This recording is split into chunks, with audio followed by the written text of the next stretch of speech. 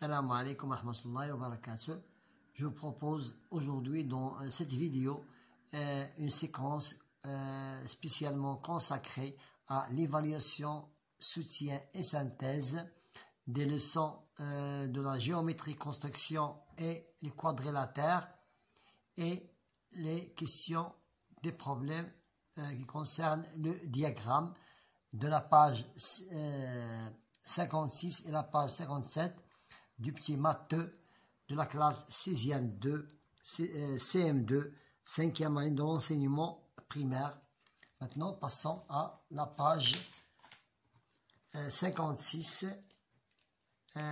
Notre leçon, ou bien notre séquence, c'est l'évaluation, soutien et synthèse numéro 3. Je vais vous lire la première question. Je mesure les côtés et les angles de chaque figure à l'aide de la règle graduée pour mesurer les côtés et au rapporteur et à l'aide du rapporteur nous devons mesurer les angles. Et je complète le tableau suivant.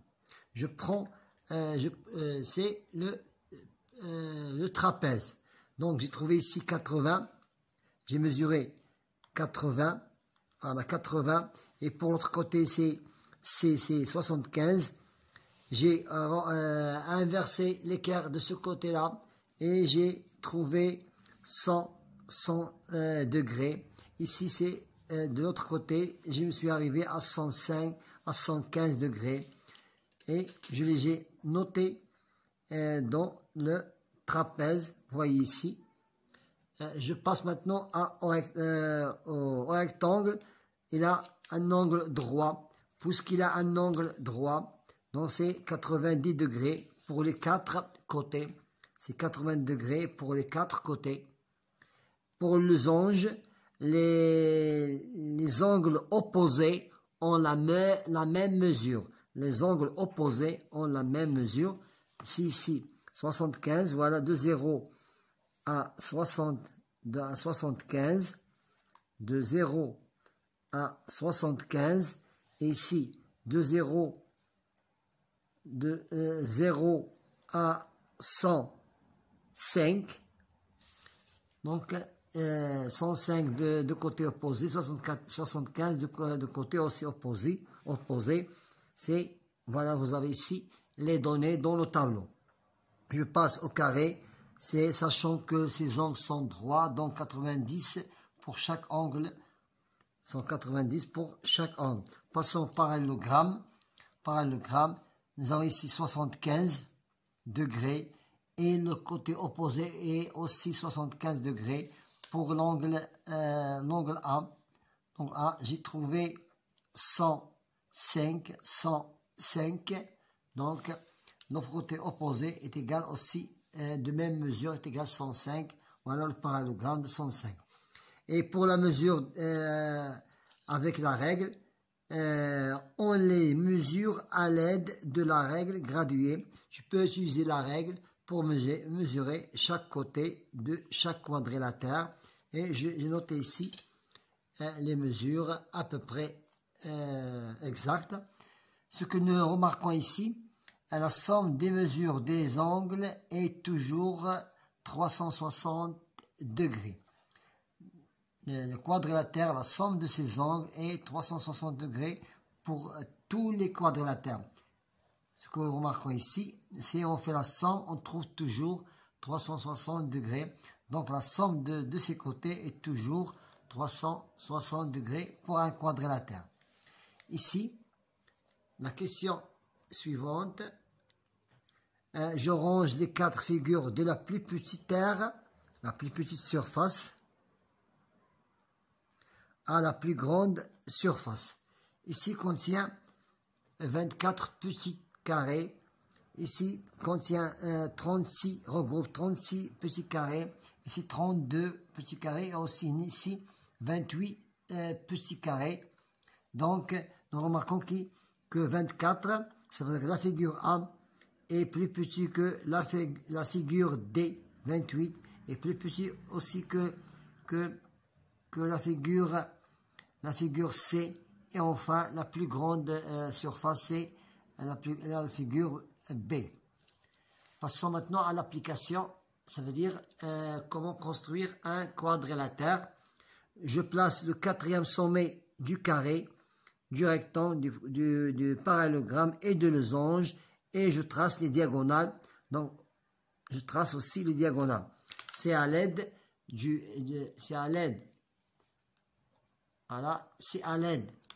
du compas que je peux construire le quatrième sommet. Donc, je n'ai qu'à ouvrir le compas d'après le côté, et je passe de ce côté-là, je mets un arc, et je passe aussi de l'autre côté, puisque ils ont les mêmes côtés, je passe de l'autre côté et je trace un arc. Voilà, j'indique ici le point et je peux tracer le quatrième côté de cette façon-là, et j'obtiendrai un carré. Et j'obtiendrai un carré. Voilà, c'est un carré. Donc, c'est un carré. Maintenant, passons au deuxième exercice, ou bien deuxième figure. Je prends la largeur, j'ouvre le compas à l'ouverture, j'ouvre le compas à l'ouverture de la largeur, et je passe de l'extrémité de la longueur, de sens opposé. Et je trace un arc. Maintenant, j'ouvre le compas à l'ouverture de la longueur et je passe à l'extrémité de la largeur. Et je trace un arc. Voilà, j'ai trouvé le point d'intersection et qui mène au quatrième figure, au quatrième côté de ce rectangle.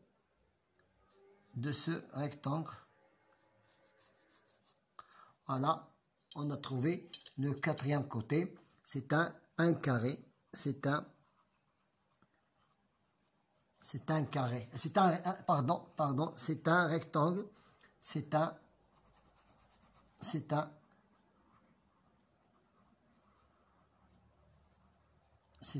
rectangle. Maintenant, passons.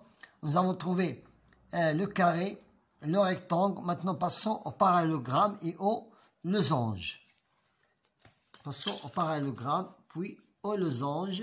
Donc, je prends toujours le compas et je vérifie si les côtés sont les mêmes pour que je puisse tracer le losange. Donc, c'est un losange. J'ouvre le compas de l'ouverture de côtés qui sont des mêmes mesures. Donc, je n'ai qu'à passer de l'extrémité de chaque côté et je trace un arc. Et je passe aussi de l'autre extrémité et je trace un arc.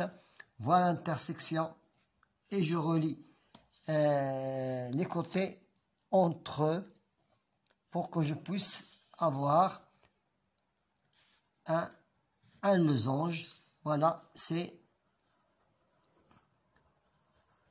un losange.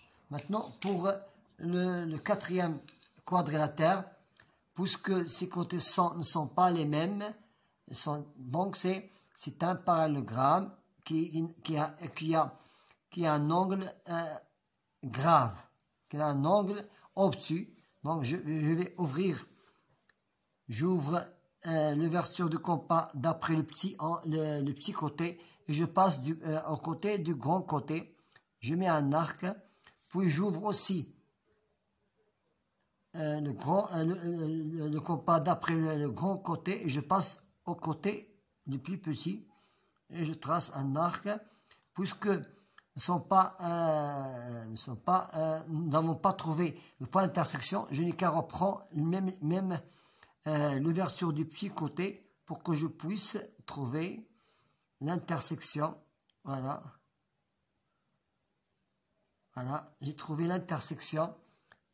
Et de ce côté-là, que je puisse avoir un parallélogramme. Voilà, c'est C'est un parallélogramme. Voilà, un parallélogramme.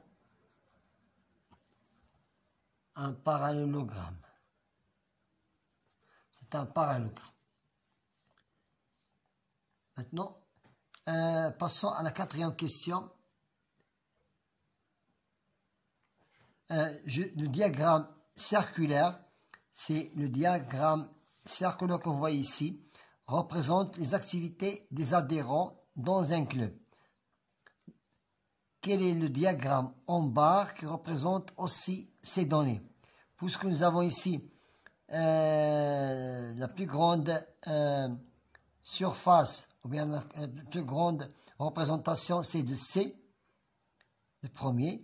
La deuxième représentation sera pour B, la troisième pour A, la quatrième pour E et la cinquième pour D. Nous cherchons ces ordres dans le diagramme en barre et j'ai trouvé le diagramme numéro 1. Voilà C, premier, B, deuxième, la barre, regardez ici, voilà.